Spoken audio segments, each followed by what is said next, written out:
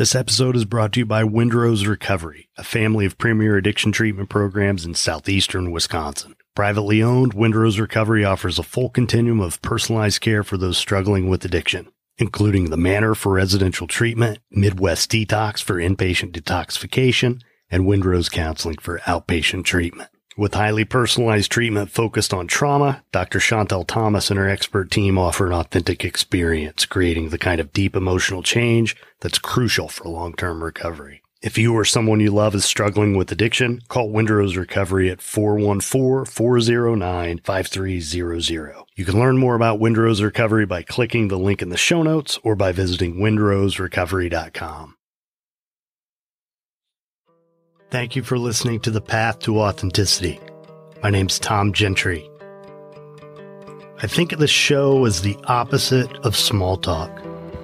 You'll hear real conversations with real people who know who they are. We talk about what makes them who they are, how they became who they are, and how we might become truer expressions of who we are.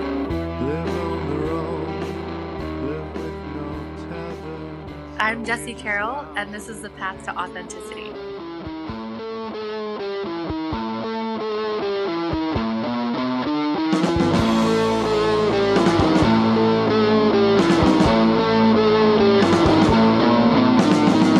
Nowhere to run, nothing to hide from the government's prying eye. Take yourself a summer holiday. The Path to Authenticity proudly supports the I Speak Media Foundation, advancing media literacy education through an evolving series of outreach programs within the communities that need it most. For more information, visit ispeakmedia.org.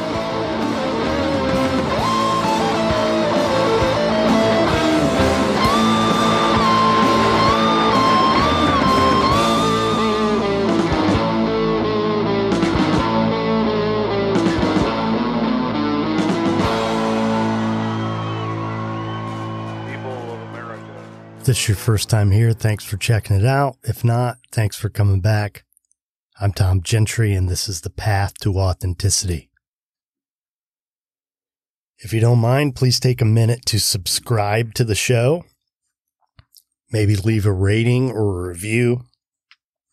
Every little bit helps. Episode 127 for June 8th, 2021. Features a conversation with Jesi Carroll, who lives in Austin, Texas. She is a life design coach, combines life coaching with her expertise in interior design. A little bit of a different twist on the coaching thing. Hope you enjoy it. Jesi Carroll.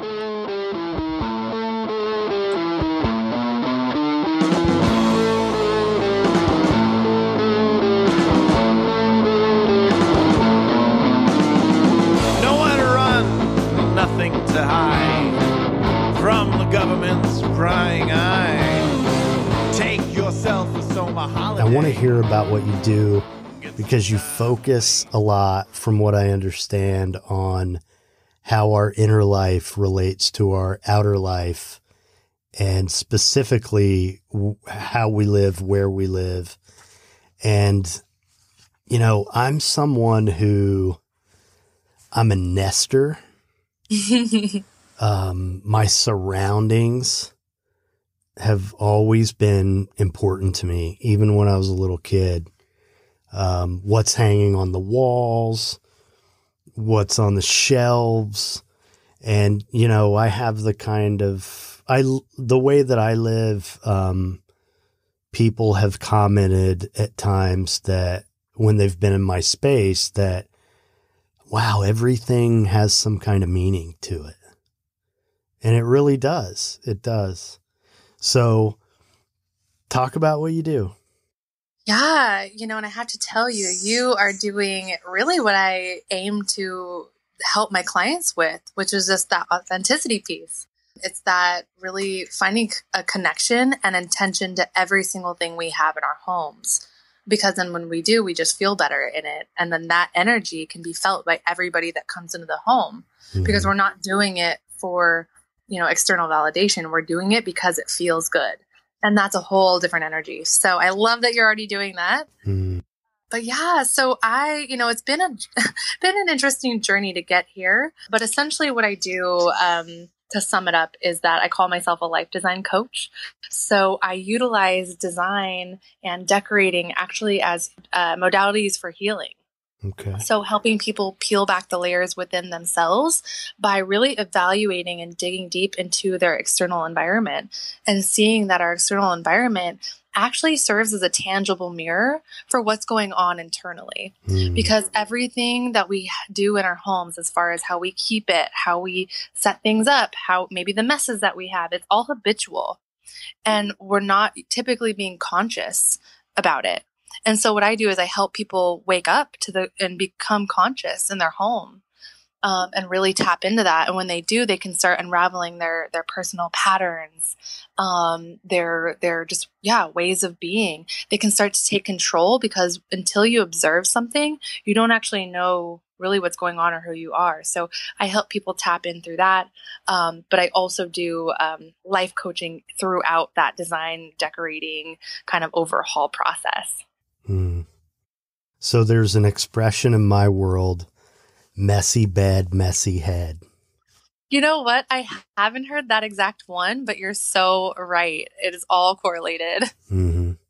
And, one of the things I've talked to a lot of guys over the years, because I've been in a position where I was either like overseeing a unit of people in residential treatment or managing a program where, and as a substance abuse counselor, like pretty much anywhere you go to like a rehab, rule number one is you make your bed.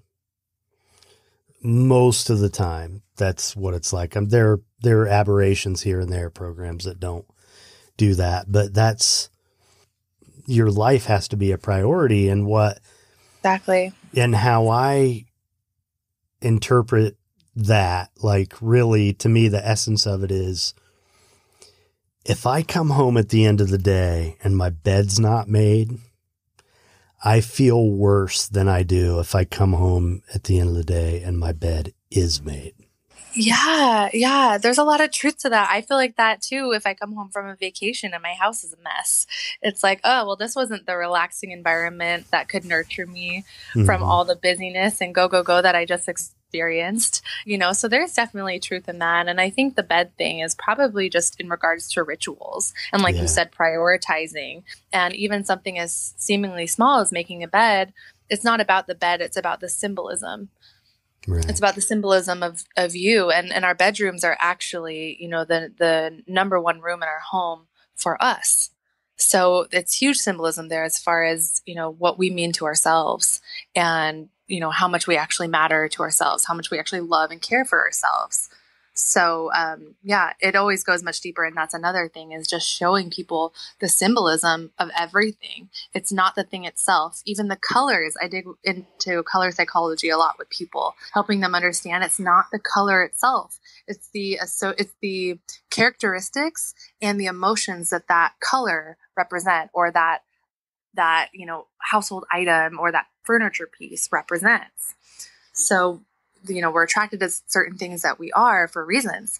And a lot of times when you start to unravel, you start to realize it's all connecting you to maybe situations you've experienced or people that resemble that kind of quality. So there's a lot of, memories associated with that too. Yeah. So how'd you get into this? It's funny. If somebody had asked me, did you ever think you'd be doing this? Absolutely not. It did start off with a train ride to a beer fest. So that was kind of unexpected. A train ride to a beer fest. Yeah, it was really cool. And I highly recommend anybody in the Washington State area definitely do it. It comes around the holidays. And I don't remember what it's called, maybe like the Polar Express or something. But yeah, essentially this train plops you out at a beer fest in the middle of the mountains. And there's like live bands going on. And it's so fun. But I remember going on this train ride, and I was with my best friend at the time, and we were having fun. We were, drinking a little bit, and I could not stop thinking about like being unhappy in the career that I was in. I felt so I felt so unaligned. I felt like my body was just screaming at me to do something different, but I had literally no idea what it would be. And that my friend at the time was really good at just helping me dive deep into, bigger questions. And so I definitely recommend having people in your life that can challenge you a little bit, that can help you think differently about your current circumstances. She really helped me through that. And one thing she asked me was, what do you think your skills are? What do you think you're good at? And this just shows you where I was at. But my answer on that was, I thought I was nice to people. I thought I was kind. And I was like, that's it. And she was like, no, there's got to be more than that. So it was just funny because in that moment, I really saw where my self-esteem was, like really how I saw myself as not being worth much. And that really showed me why I was stuck in the career that I was in, or stuck with air quotes, because that's how I saw myself. So she helped me unravel and open up a bigger idea for myself. And when we did that, what we uncovered was that something that brought me a lot of peace that I've just always done for myself and helped others, just whenever they'd ask me to, or it was always a topic of conversation, was redecorating. And, I have never really, been somebody that's had, buku dollars to spend on like ridiculous overhauls and renovations. So I had to get really skilled at being creative with the resources that I had. And typically what that meant was changing things around, or that meant reorganizing, that meant getting rid of things, that meant finding beauty in the in-between. That meant just getting really creative. But I thought, I don't have an interior design background. Like there's no way, like on paper, somebody should hire me for this, even though I've been doing this for 20 years. And what I had to realize was that my confidence is what matters, because that confidence in my ability alone allowed me to push forward to get certified in home staging and interior design. It allowed me to just even go through the course program. And when I did it so fast. They say you typically take a year. It took me like 3 to 4 months, I think, because I was just so engaged in the content and I was soaking it up, and I just couldn't do it fast enough. I loved it. And I think when you find something like that, you keep following that. And so I did that, and I eventually decided to just start my business at the beginning of 2020. And so, I started my business, and I was doing virtual interior design because when COVID happened, it forced some COVID creativity, I like to call it, and forced me to say, okay, well, I'm in this now. I've started my business. I am doing interior design. Now, how do I do this? How do I work around what's happening in the world right now? And it was like, oh, go virtual. So I started picking up some e-design classes.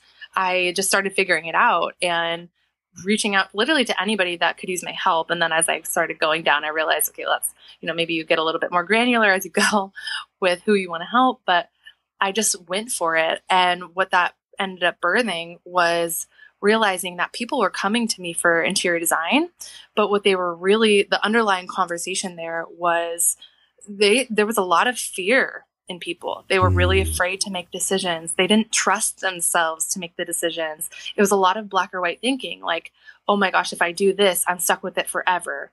Or I don't want to spend the money. I don't want to do this. I don't want to ruin my home, when they forget, oh, you can return things. It's not permanent. And so there was a lot of perfectionist tendencies coming up, a lot of people pleasing things coming up, because people were designing for other people instead of for themselves. And so when I tapped into that, I realized, wait a second, there's a bigger need here.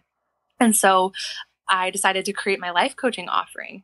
And I studied personal development, psychology for a little over 10 years. I'm certified as a life coach.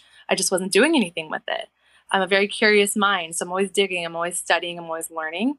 So I have all these qualifications, but I wasn't doing anything. And this was my sign to say, now is the time. Why wait? So as I built it, I started thinking about how I can bring them together, because I was seeing design as healing. I was seeing it as different than what people were maybe associating it with, and initially. So I just saw it there to be this huge opening to help people in a new way, because I also started thinking, I think people get bored with the same conversation all the time with personal development, or they get bored with, perfection in design. It's not about that. It's about how can our homes feel good and work for us and fit with our lifestyle. So that's the conversation I started having, and it's really grown into this just this beautiful just business that I feel like it came to me. I'm just, I did the steps, but I just allowed it to unfold as it was asking to be, unraveled. So just honored to do the work and really excited by it. It sounds like it. And this whole show, a big part of why I wanted to do it is because I feel like if more of us were happier with what we were doing with our lives, that the world would be a better place. And we don't have to be miserable, right? Yeah. And, I love being an American and what that all means, but the work ethic, the way we work in this country and the messages around it aren't always what's best for us as human beings. Like I think about how much shame I put on myself over the years when I was in a job that really didn't get me going, or it didn't anymore. There were a lot of times I had like a new job that was like bright and shiny, and I'd be really excited about it and proud and all that stuff for 6-12 months. And then the reality would set in that this still isn't what I really want to be doing. Mm. Then I would beat myself up because I should be doing better, and like almost treating myself as if I'm lazy or something. And what I've learned over the years is no, that's not what that's about. That's about I'm not in the right place. Just like when you didn't feel right doing what you were doing with your life all those years ago, and it compelled you to make a change. Yeah. Yeah. And I'm a big believer that, I really do think we all need to take radical responsibility for our lives. But at the same time, I only think that can happen when we wake up and we realize that the reason we're oftentimes unhappy and feeling stuck, air quotes, is because what happens is society tells us that what fulfillment is following the rules of society. Right. But what's happening is we're just unconsciously doing the steps that we think we're supposed to do, right, because that's just what society says equals success. But when you actually start to feel, when you get past that fleeting moment of that temporary happiness, the reality sinks in that, oh, you didn't actually follow your own course. Mm-hmm. You weren't actually listening to yourself at all. So you were completely living out of integrity. And so it's okay, it's okay to have done that and to be following what society tells you, because that's how we feel safe. It doesn't make you a bad person. It makes you human in a world that tells you that's how it's supposed to be set up. But the radical responsibility comes when we feel that unhappiness, and then we need to decide what we're going to do about it. And we need to understand that we have a choice. Mm-hmm. We're not stuck anymore the moment we've realized that we feel stuck, because that's an empowering moment. I truly believe the biggest change only happens in the times where we feel the most pain and the most resistance to a change, because it makes us question everything. And when we question everything, we start to get deeper within ourselves.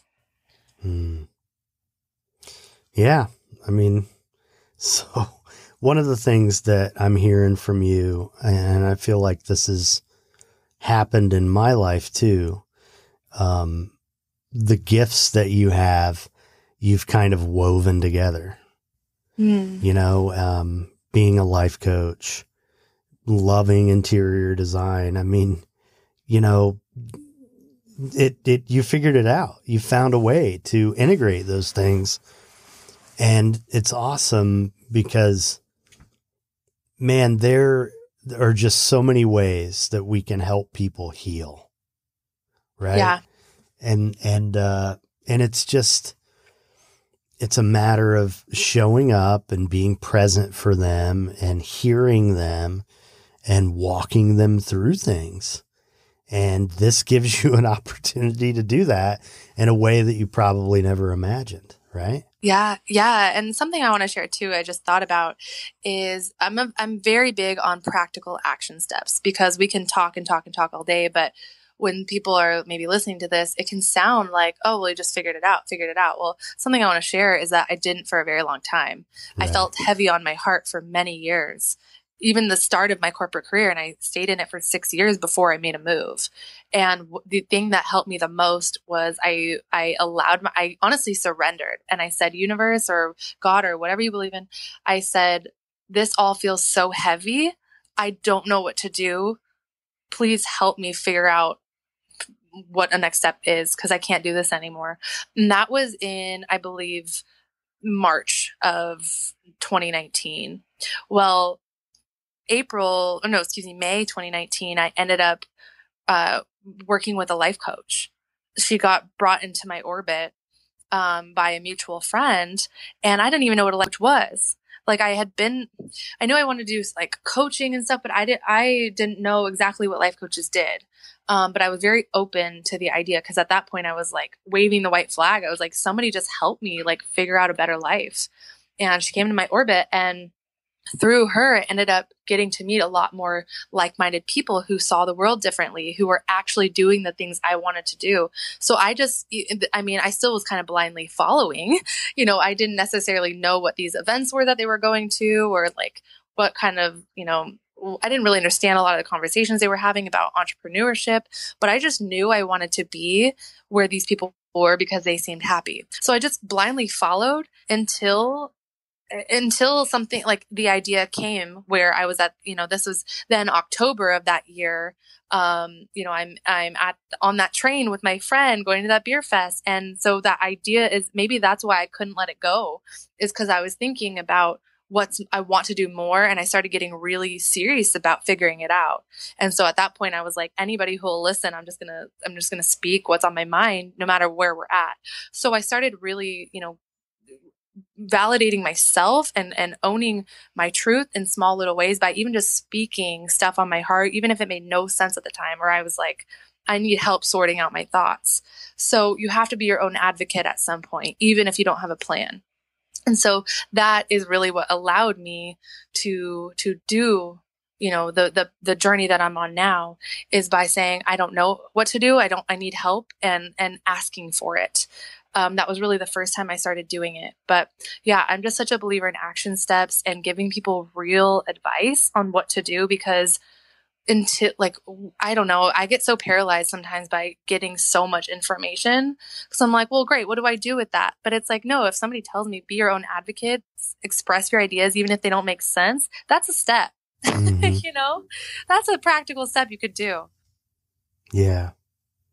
At the concept level, we can just stay in our heads, right? And never get anywhere, never take action and really do anything. Yeah. But to have small, measurable goals, Yes. it really helps keep us grounded. And I mean, I say this stuff, I'm not the greatest at it, but I can be better, but I try, and for me, what has happened is, there've been times I have been really satisfied with my career. There've been times when, I always kind of knew it wasn't what I really wanted to be doing, Mm-hmm.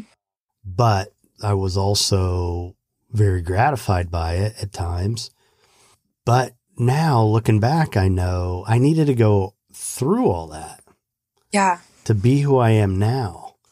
And what I've learned from all that is to just be kind to myself and not get caught up in judging myself for too harshly for being where I'm at instead of where I would like to be. And instead, one thing I have been pretty methodical about over the last 10 years is, what do I want? Just like you were talking about with the home. Yeah. I started to think about it in terms of my entire life, beginning with, how do I really want to be spending my time? Is this what I really want to be doing? And making gradual steps towards getting to where I had more autonomy, more room for creative expression, and at the same time, finding ways to maximize the skills that I have with my regular gig so that I can make the money I need to make in less time. Yeah. And be more satisfied. But it all kind of started with putting into the universe what I really wanted. That's an important part of all this, right? I mean, if you don't articulate that somehow, and when I say, I mean, I don't know, I might have journaled about it, but it was really in my head. But I knew it was there. Like, this isn't really how I want to be spending my time. It's tolerable for the time being. I realize I need to be here now, but I'm going to start taking steps in the direction of where I really want to go. And part of that for me was to be able to work from anywhere. Yeah. I mean, if COVID hasn't proven that I can do that, I don't know. I don't know what has, I mean, I have clients all over the country, and I do stuff where I needed to have an office before or thought I did, and now I don't. Yeah. But you mentioned about decorating for someone else. Just talking to you, it reminded me, I've been divorced since 2013. And one of the things about it, I felt, and I don't say this from a place of judgment or anything, it's just what it was. She decorated. And, like I said, even when I was a little kid, I spent so much time like just doing an entire collage wall in my bedroom. Like I just did. Yeah. I mean, really just taking care of my surroundings and making it what I wanted it to be. And so that for me to be in a relationship like that was stifling. Yeah. It felt like I didn't get to be who I was. I had stuff hanging on the walls in my closet. I had stuff hanging on the walls in the garage. Yeah. So when I moved on, that was like such a freeing thing to be able to do that again, because it really is important to me. And another thing that I've experienced over the course of my life, when I'm grieving the loss of a relationship or something, I start repainting. Yeah. I start rearranging furniture and, Yeah. Yeah, there's a lot here, and it's, it's unfortunate, that you went through a divorce and everything, but at the same time, when you get to connect with yourself through decorating or painting, like, it is a form of self-expression, and you get to discover, more about yourself along the way in that. So it ends up being really beautiful. And I think people tell themselves a lot of times they don't care about decorating. And I think I personally typically hear it more from men. That's not always the case, but it's something that I think a lot of people kind of deny themselves of because they don't even think it matters. But if you bring it down to, like you said, like back in, in being a kid, decorating our room was like, it was special because that was our sanctuary. That was our space. And we wanted it to feel like that. Or I even remember being in middle school and making my locker look a certain way because that was my locker. It was my personal space in the school. I got to make it however I wanted. There was a lot of freedom in that. And when you stop playing like that and you stop allowing yourself to explore and discover, you really do deny yourself, I think, of a really precious gift. So I think it's awesome that you tap back into that. Definitely. Yeah. Well, now it's been many years of it, and I've refined it to the point where, not every object has meaning, but, a lot of times at this point in my life, if I'm going to buy something to hang on the wall or put on a shelf or what, I ask myself, is this me? That's so important. And that's such a big part of it. Although I understand that aesthetics, make us feel a certain way, That's the point of them, is to, create emotions. But when we are just shopping to shop, when we're just, trying to buy a bunch of stuff to fill a void, what we're doing is we are completely blocking out that emotion and becoming numb to it. So we're not even feeling anymore. So it's so important to do what you're doing. Like you said, ask the question, is this me? Do I even know who me is? What do I like? Right. What turns me on? What makes me feel lit up? What inspires me? Right. And that's not always going and buying things. And I also encourage people to pause before they make that trip to the store, because this is coming from personal experience. I teach what I know. Right. Like, I don't just shout this stuff, I used to do the same thing, and I never actually realized until I paused and stopped and thought about it, that every time I previously was like going and shopping at those discount stores to just buy a bunch of stuff that looked kind of cute that didn't mean anything, it was typically when I was going through something that was frustrating to me and I didn't want to think about it, whether it was a relationship or, something at work, or, a conversation I had, or something that didn't go my way, or I was feeling not the greatest about myself. Like maybe I felt heavier that day for whatever reason. I honestly worked a lot with my relationship with food and stuff. I've healed a lot. So, but there was just, I had a lot of self-confidence stuff, and I realized that I would buy things to fill that void. And so what I want to do is help people before they get to that point. So then you don't also have that regret of just having spent a bunch of money for no reason, and sabotage yourself that way too. But just to connect and say, do I really need this? Is there another way to create the same feeling I'm seeking? Or do I just need a journal right now? Do I just need to talk to somebody right now? Like, what do I actually need, and getting in touch with that? Well, and it all boils down to the willingness to experience your emotions. Yes. Because what you're talking about is creating a distraction for oneself. Mm-hmm. That's what that is, Totally. And I also am teaching from experience. And, even if it's not extreme spending or what, it's still, like for me, my tendency has been to like kind of jump around, to different ways of doing that, and not being too terribly obsessive in one way or the other. But also like we have to give ourselves a break too. Oh yeah. Like usually for me, it's like, do I really need this record? Because I'm pretty into music and I have a record collection, and it's like, no, but this is who I am and what I do. I'm so glad you brought that up, because we're not always shopping for like a big purpose. And that's not what I'm trying to say here. I'm not trying to say like it's either everything has meaning or it's nothing. Right. Like if you're just like, it's one thing to buy things because you're trying to fill a void of an emotion that you don't want to feel. And it's another thing to just be in a really good place and see something you like and feel like, yeah, I'm going to get it, because treat yourself. But I think what we've done as a society is told ourselves that every time we're shopping and we're splurging like that, we're treating ourselves because it's self-care.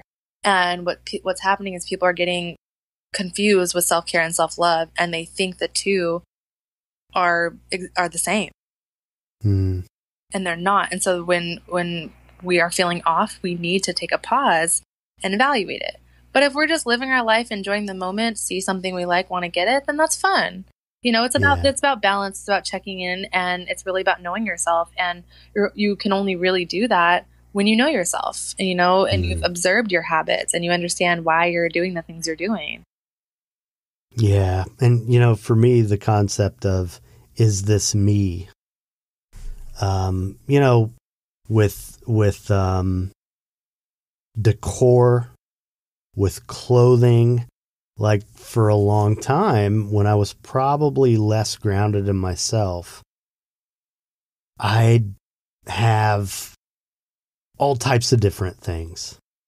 I'll buy this because I like this, but it doesn't necessarily fit with everything else. So there's just like a hodgepodge of all kinds of stuff, which is cool, I guess, but more and more my taste has gotten more refined, and I've found a better understanding of how I want it to look. and wear, yeah, that kind of looks cool. A lot of times for me, it's with shirts. Like that's a really cool shirt. I could buy that shirt. And then I have a couple shirts in my closet now that like, I probably will never end up wearing them. I mean, I like them. I like the way they look, but I probably didn't give enough time to think about, do I like the way it looks on me? Right? Yeah. Yeah. There's this book, I'm trying to think of the name of it, but it's about developing your own personal style. Some famous window dresser from London who worked at like Barney's in New York or something. And he's, become famous for design and style and all that stuff. And he mentioned, if you're drawn to certain colors, go with it. Like, go with it. And it made me realize, like, I've stopped myself over the years because I can go through a store and pick out 3 or 4 shirts and catch myself, and every one of them will be blue. Yeah. Some shade of blue, But reading that and hearing what he had to say about all that, I mean, it was really just an empowering message. Like, you can do whatever you want. Yeah. And, what I decided? I'm going to wear blue. I'm going to wear black. I'm going to wear gray. And occasionally I'm going to wear white. That's what I'm going to do. And because that's the way I like to look, that's what I'm drawn to. And, if I'm going to have like something red, it's going to be something more of an accessory or something, I don't know, but, something to spice things up or whatever. But yeah, it's really just about honoring ourselves, all of this, isn't it? It is. And that's where, I come in and maybe sound a little controversial to somebody with a very, traditional design background, because I'm not there just focusing on aesthetics. Yes, I could give you a very beautiful room that follows all the trends, all the rules, air quotes, not a rule follower a lot of times. Mm-hmm. It's, it's not to me, it's not about that. It's about the person who's living in that home. Like, what do they need? What feels good to them? Because the way you feel at home is the way you're going to show up in the world. And especially now with COVID, where almost like over 80% of us are spending 90% at home. So our homes are really impacting us way more than we realize. Yeah. So it's important to dive deep. And then I love that you brought up the colors, because colors, as I mentioned, there's a lot to, chromotherapy and color psychology, because typically we're attracted to the things we are for a reason. I say, if you're attracted to it, like he said, like, go for it, because that's what you're feeling, and that would be denying yourself what you're feeling. But it is interesting to know, like, every color does have a meaning. So like with blue, typically when we're drawn to something, it's what we're seeking more of in our life. So blue, for example, is all about, blue is about safety, reliability, tranquility, peace, just really representing like a calm. Mm-hmm. And it inspires you to feel safe as you're, moving through your creative endeavors. So a lot of times when we're seeking, or when we're, feeling drawn to that color, it's because we actually need more of that nurturing, that calm in our life. So maybe, you were going through a tumultuous time, but blue feels like a reliable, safe color that you can really, trust. It's funny because part of it is because I have blue eyes. Oh, okay. And, so, people always said, your eyes pop when you wear, so I'd do that, and then I just got used to it. And see, then that's also connecting to, experiences you've had where, people tell you that you trust it. And so again, that could be part of I know that this is a safe, reliable color. I can be confident in this. So it's so interesting. And another thing I kind of wanted to bring up was just the idea of organization. I can't remember exactly what you said that made me think about it, but that is something that I, work with people too on, is just the decluttering. Maybe it was when you were talking about all the shirts you have, you know, I don't think it's necessarily bad to treat yourself every once in a while, but if you're noticing a pattern, like, oh, before you go to buy it, like, oh, I actually have so many of these, I probably don't need it. Well, then I would challenge somebody to say, well, maybe the first thing you do then is actually set that shirt down because you know you have a lot of it. Right. So I would challenge you to do the hard thing by setting it down, realizing if you really, really need it and you want it, you can come back later and get it. But going back to the closet and minimalizing, taking some of that away, seeing what you can part with, because when we are hoarding a bit in that sense, or just like overdoing it, we aren't giving ourselves the energy to just have more peace there. That's actually that's a stress point. Well, and you know, when we let go of things, we're also making room for something else.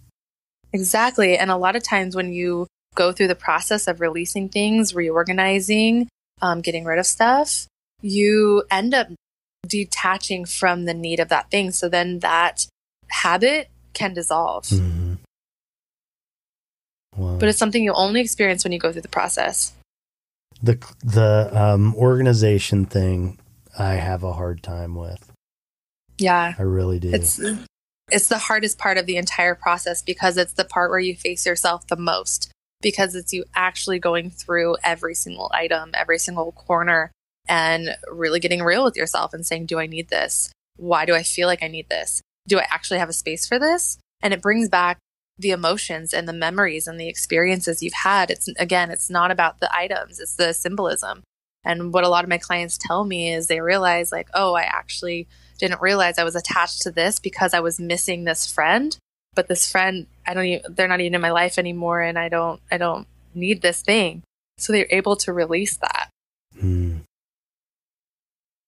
So cool. Yeah.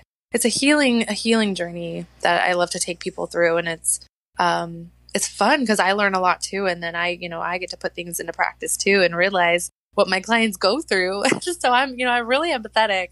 Yeah. I get it. So what's next for you? Ooh, what's next? My goal is to just serve as many people as I can. So right now I'm just really speaking about my mission and speaking about how people can change their lives. And even if they don't work with me directly, like I just want people to start thinking differently. So just opening up the conversation on as many platforms as I can and everywhere that I can. That's really my focus right now. But some exciting things in the work. I am, writing a book, and I'm getting some programs created. So I'll be releasing and launching some things soon. So tell me about the book.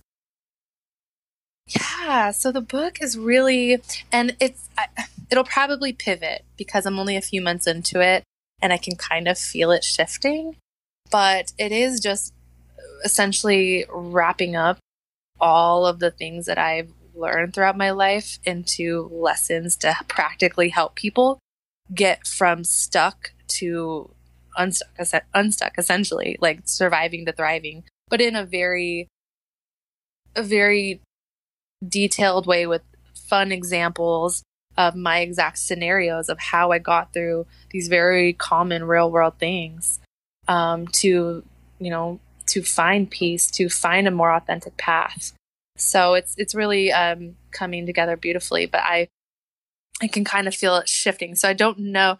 I'm still figuring it out. But that's the beautiful part, right? Is that everything has a gestation period, and it's allowed to pivot and it's allowed to change. Yeah, I have writing projects like that too. I have lots of ideas and bits and pieces of things that I've written, but I don't know. I haven't figured out how it's all going to fit together yet. Whether it's going to be more than one book or, what it's going to be. I don't know yet.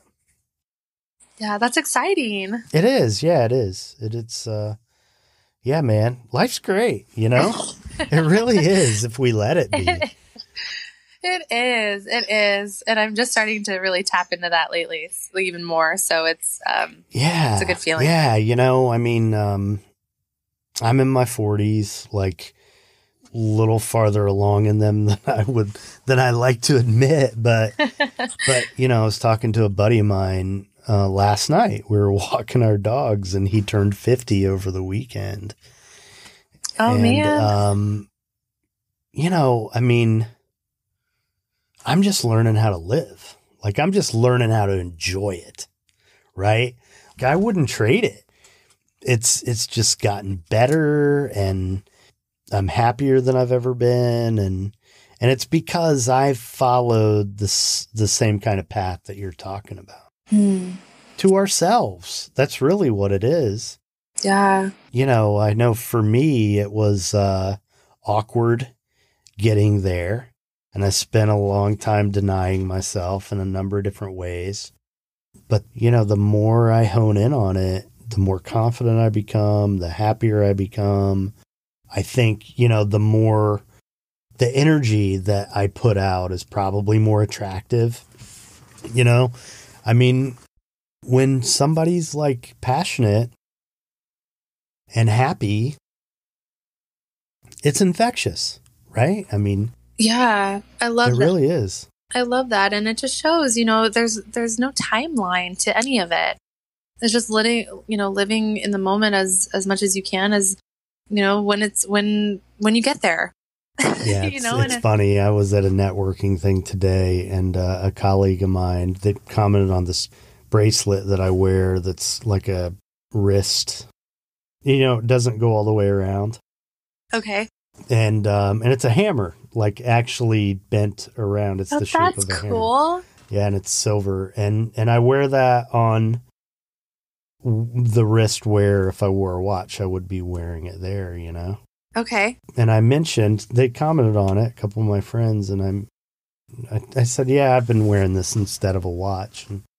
And somebody posed the question, why, you don't want to wear a watch. And I said, well, the other thing is, time is something we invented. Like, It's not that important. Like, I don't want my life to be dictated by time. And that's a reminder to me, the fact that I'm putting the bracelet on my wrist instead of the watch, that I'm committed to being in the moment. Wow. Or trying. That literally gives me chills, because that's so beautiful. And but she made fun of me. Oh, whatever. No, I get in the moment sometimes. It's like, yeah, whatever. But when you really think about it, that is amazing, because it's truly living in the authentic way that we often speak of, where a lot of people in this world of personal development and being entrepreneurs and having passion projects, we say that's the stuff that matters. It's living well, living to the fullest, enjoying the moment. But when you actually match it with an action of like saying, I don't actually need a watch. We don't actually need watches. You're really empowering yourself and empowering others that ask you questions like that to think bigger too. And maybe in the moment they kind of laugh, but I bet you anything, they'll think about it later. Yeah, well, it's funny because she's a therapist, and I work in that world, and she was like scoffed at that idea that time is just a construct. And it was just funny because she's never like that, but that she was teasing me about. It was a funny thing. But yeah, well, that's cool. I've seen rings that are like nails, like that are curved around. So that kind of reminds me of that. Yeah, this is obviously, it's not a real hammer. Yeah. I suppose you could, if it was straight, try to use it as a hammer. But no, there's some really cool men's bracelets out there these days. Something different. And I was a carpenter. Okay. That's, remembering where I came from kind of thing. That's awesome. That makes more sense now with a hammer. Yeah. That's cool. I actually got an Apple Watch last year, and I at first was excited, and then I started wearing it, and I was like, I really only want this for a couple of things of it, but I don't really need that. And so sometimes I don't wear it. And then, my boyfriend or friends will comment and say, well, where's your Apple Watch? I'm like, why is it weird that I don't wear my Apple Watch every day? Yeah. There really is this kind of, I don't know, this intense need for it in society. Well, for me, that's like, I do like watches. I don't have the watch I want. So if I had the watch I wanted, I'd wear it. But I kind of like the whole Apple Watch thing. Like, that's where I draw the line. Already we carry this microcomputer around in our pockets. True. Everywhere we go. Yeah. Like, it's already a struggle for me to not give it too much of my time and attention. So the last thing I need is another device. I don't want that. I really don't. That's kind of where I started getting to too. I was like, this feels so invasive. Yeah. But I bought it. Like, what am I doing? I'm on the other hand, like I love Instagram. The podcast, like we gotta have devices to listen, like, but I have a love-hate kind of thing with the whole iPhone. I also love, like, I can be listening to like today somebody used a word that I wasn't familiar with, and she was saying her husband uses it. She doesn't know if it's a real word, and I looked it up on the dictionary on my phone in the moment. I like to be able to do that, Well, I wonder if that will always be the debate, is like the hate-love relationship with it. Where like we all see the benefits, it's really helping in a lot of ways. Even right now, we wouldn't be able to do this without the technology. Right. But it's got to be a balance. And I think that's where like the hate part comes in, is because a lot of times people do feel out of control with it.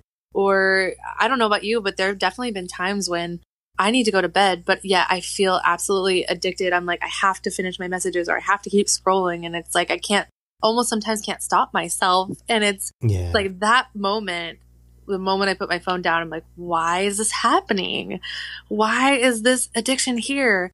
And so I think that's when the toxicity part of it comes in. But if you can use it to where it's just, going to benefit you, you can use it as a tool versus it being, a life, then I think, or a lifestyle, then I think you can be happier. And the way that it's designed, you go to Instagram, there's a link in the bio. You click the link in the bio, then you go to the bio, then you click, it just, it's a labyrinth. You're going around to all these different places, and then the next thing you know, an hour has gone by, and like, how the hell did I end up here? Yeah. Right. And you're right, if we can use it as a tool, but I do think it all goes back to what you're talking about in the first place, which is, nurturing yourself and taking care of yourself.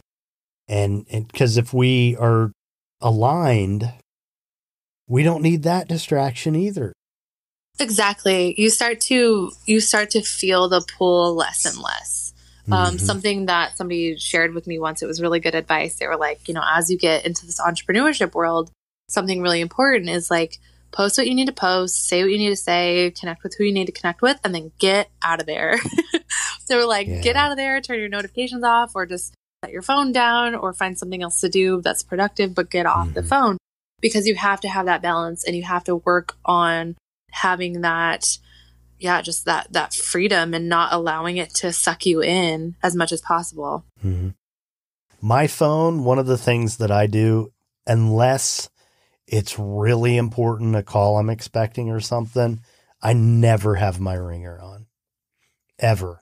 It's generally close enough to me that if it's a call's coming in, I can hear the vibration, or, it isn't that important. Yeah. Like, I can call them back. Right? Yeah. All right, Jesi. So all you've been through, where you are now, looking back, if there's a time when you could go back and give the younger Jesi a word of advice or support, when would it have been, and what would you say? Oh man. I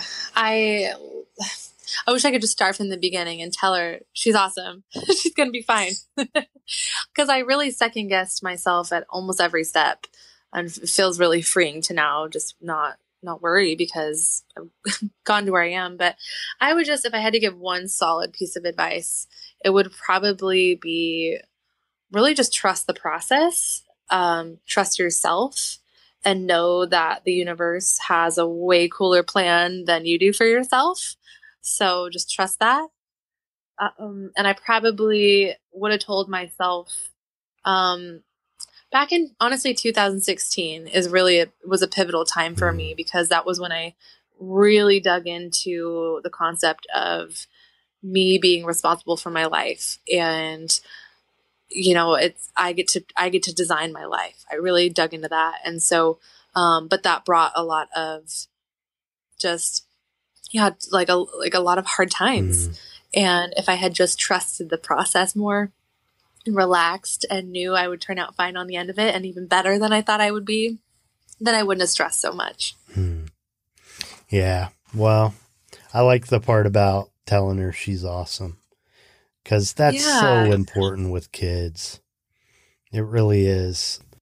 Well, this has been cool. I appreciate you doing this. And again, when the book comes out, whatever it ends up, what kind of turn it ends up taking, I want you to definitely come back and be on the podcast again. That would be great. And keep me posted what you're up to. Thank you so much. This has honestly been so much fun. I really enjoyed it.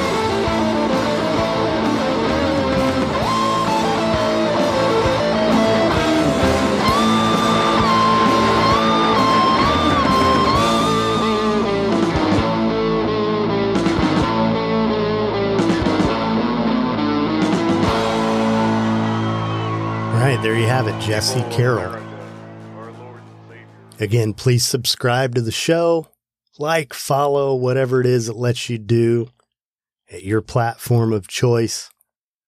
You can find the show at Amazon, Apple Podcasts, Breaker, Google Podcasts, Listen Notes, Overcast, Pandora, Podbay, Podcast Addict, Podchaser, Radio Public, Spotify, Stitcher, and eventually on YouTube. If you enjoy listening to the show, maybe you can share an episode with a friend, maybe even leave a review at Apple Podcasts or Podchaser. If you have questions or comments, you can call 561-247-4757 to leave a message. I'd love to hear from you. Value any feedback you might have to offer. For early access to the newest episodes, as well as unedited interviews and other supplemental content, for as little as $1 a month, you can support the show on Patreon. That's patreon.com/thepath-to-authenticity.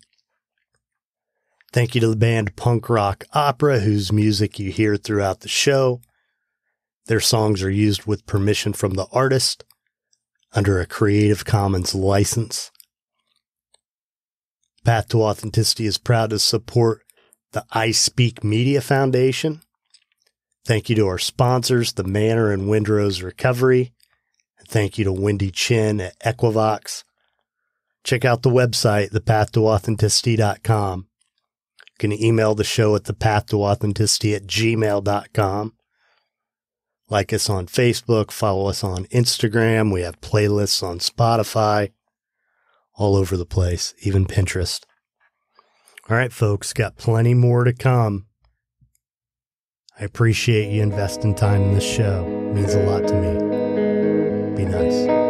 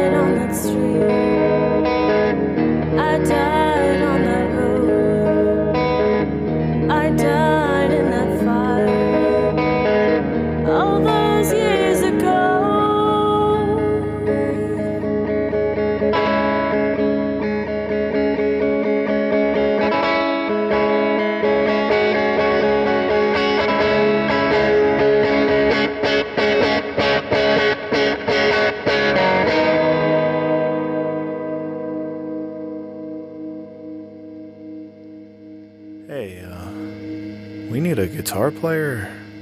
The Path to Authenticity is powered by Equivox. For digital marketing and web design services, visit equivox.com.